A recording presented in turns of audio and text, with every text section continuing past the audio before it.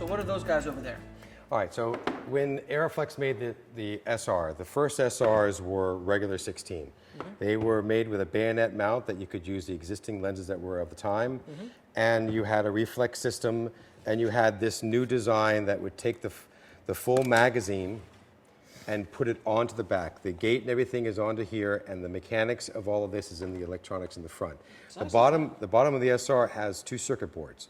And you could put on lots of accessories. At the time, there was no video tap, so if you wanted to have video assist, just like these other ones didn't have video tap either, you would have to patch it into the eyepiece. Yeah, I remember those. Right. Yeah. So after when Super 16 became, and this is a silent camera.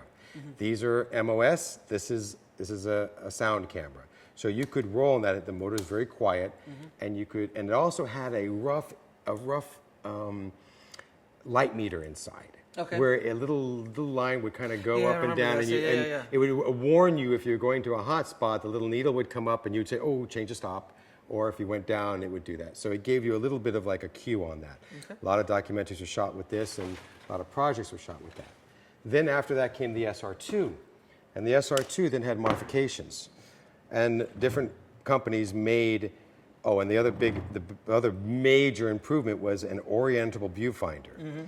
By having an orientable viewfinder, you can put it in any position and look through that, and it would be very helpful, while all the other cameras, including the A-Minima, does not rotate its viewfinder. Got it. And like any of these cameras, light coming in, if you pulled your eye away from the eyepiece, light would be coming in from the back and can expose your film because it's going through the same path that you're seeing it from coming through the front. So if you ever pulled your eye away from the eyepiece, you would cover it up like this, do whatever you had to do, and put your eye back onto it so you wouldn't expose that.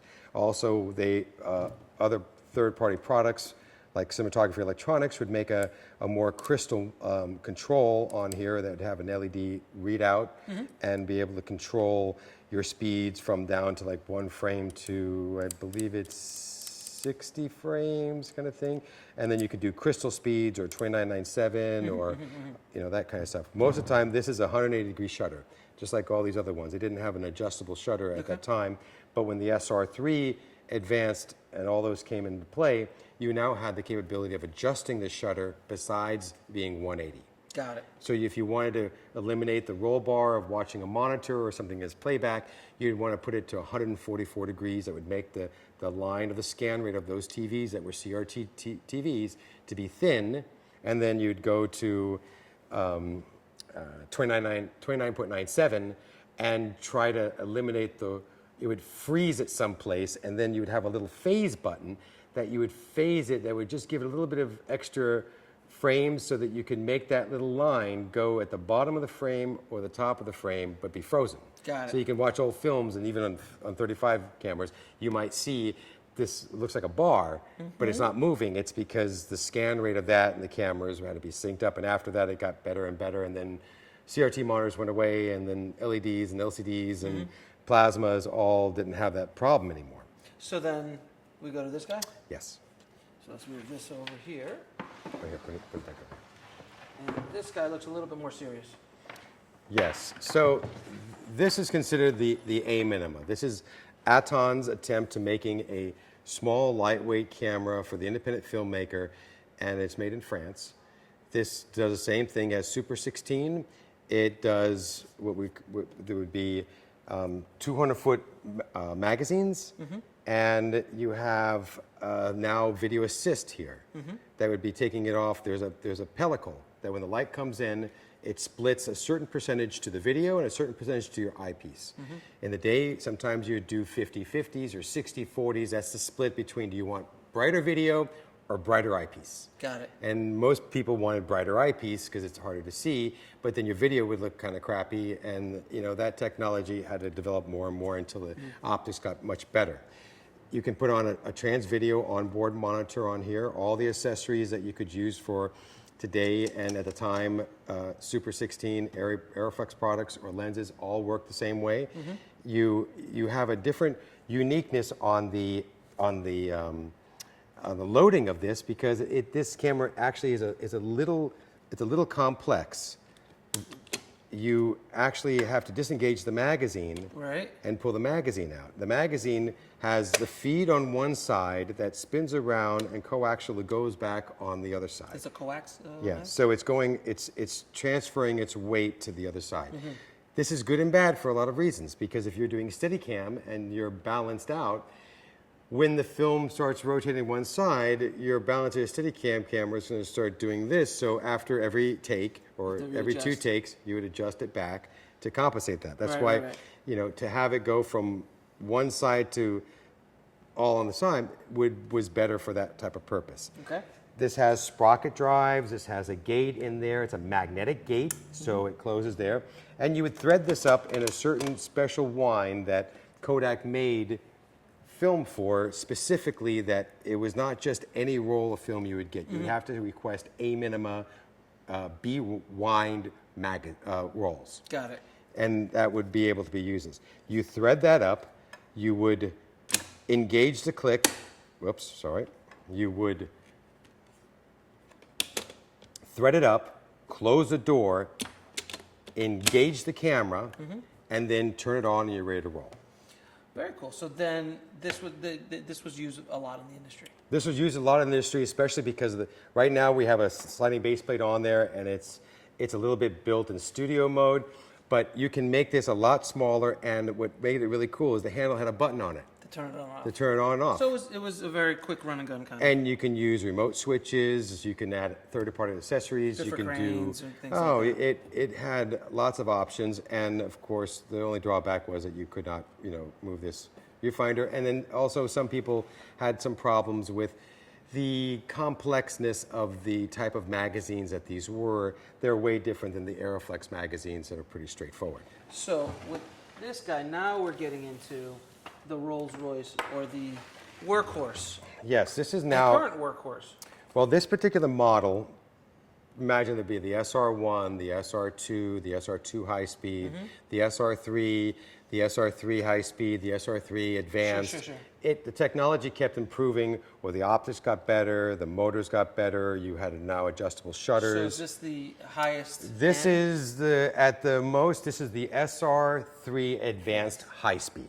So this is a pretty advanced This model. is as far as she got, and then after that, they went to another model of camera. They retired the SR. Okay.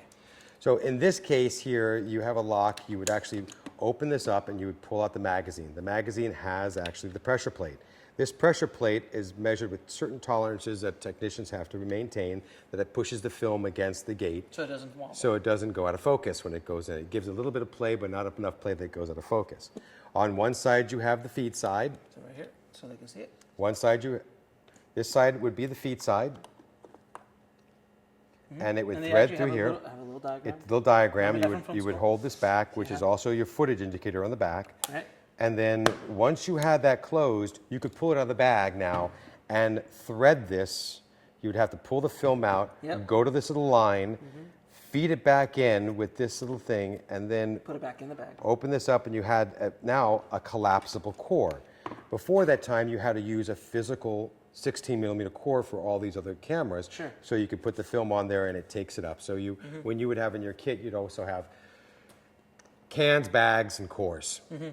This has a collapsible one, which is nice. So but then when you go to pull the film off of that, you have to be careful to get your fingers up under that. Otherwise, you're going to cone it because there's now no integrity in the center to hold that film. Got it. So you'd kind of really gently pull it out, stick it in the bag, and then you would close it, and you'd make sure that you close your footage indicator. This, if you wanted to change the shutter, for instance, there's a little tool on the side here that you pull out, and it was the special Allen that you needed to do to go into the front of the camera and actually change the shutter, They thought of everything. because it would not be done electronically. It was all manual. So now in today's world, if you were going to shoot an independent film, this would be the camera you'd probably find. Probably Probably. more so, yeah. I anything mean, you would else. find maybe a Bolex is another version. Sure. You know, that's a French camera, but it's not as advanced as that A-Minima. Right. So this, I mean, I remember when And I you- was in yeah. film school, this was the bad boy, and I didn't even work on the advanced model. I worked on an older model, but this was the camera in many ways. In many ways, and because also third-party products made color video taps, higher end video taps, even stuff like when Arri came out with the 416, which is their 16mm version that was almost like a supercomputer that had a lot of electronics in there. You had a really high end, instead of 480 video, you had now almost HD video assist that you could be looking at. And this also, even this model, I remember that you could plug this into your Mac laptop and do reports with it, if I'm not mistaken. The SR3 could, if they had the proper software and stuff like that. I remember like takes or stuff like that that you could do. It did hook up to a computer, did it not? Yes, at one point it had some really buggy software. I'm not saying if it worked or not, but you could. Yeah, it wasn't very super popular of the day because I think I still have that somewhere laying around here of that thing. But for instance, people would like to do ramping. They would go from one frame rate to another frame rate at a certain amount of time. And normally when you have a integrated shutter that's an electronic shutter, you have the technology to be able to have the shutter adjust as you're adjusting the speed so that nothing changes as far as the depth of field or what you're looking at. It's seamless. This did not have that. Got it. This way to try to get that at the SR was a motor that would attach onto an iris.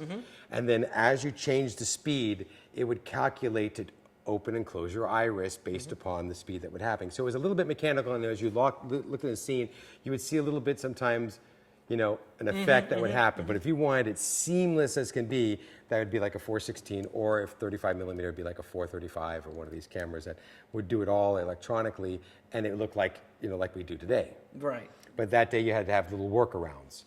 Well, this comes in many different ways. You can go handheld with it. You can the footprint is always going to be a certain length of the camera. That's never going to change. The magazines were 400 foot. They even made 1200 foot magazines, bigger magazines that would come out there. They were great for like rock and roll concerts and long takes and that sort of thing. And pretty much you would find your thread part and your loop would be correctly. You would engage the top part of this, close down, lock it, inch it, roll camera. and you're out the door.